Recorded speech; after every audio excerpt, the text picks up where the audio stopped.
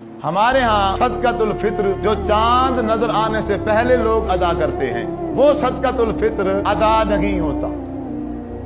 हमारे यहाँ जो लोग सदकातुल फित्र पैसों की सूरत में देते हैं, उनका भी वो सदकातुल फित्र। मौलाना साहब कहते हैं कि जिसने सदका फितर चांद रात से पहले अदा किया या पैसों की सूरत में अदा किया, उसका सदका फितर देना जायज़ नहीं है और ये अदा नहीं होता।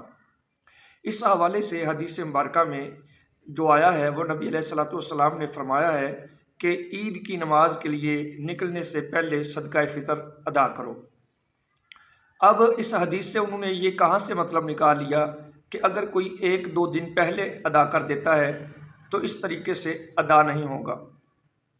आप देखें कि जो ज़कात है सोने की चांदी की, तो उसमें नबी अलैहिस्सलाम ने शर्त करार दिया है कि एक साल के बाद ज़कात वाजिब होगी।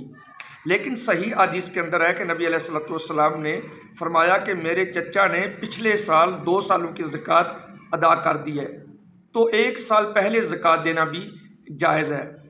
तो फिर रोज़ों की जो ज़कात है वो कैसे 1-2 दिन पहले बंदा नहीं दे सकता।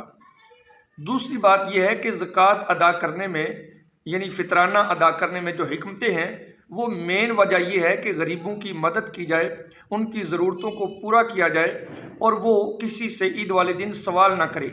ये अहादीस के अंदर ये चीज़ें आई हैं और रोज़ादार की भी तहारत हो जाए। अब आप देखें कि उसकी ज़रूरतें कैसे पूरी होती हैं। क्या ईद वाले दिन सुबह देने से उसकी तमाम ज़रूरतें पूरी हो जाएंगी?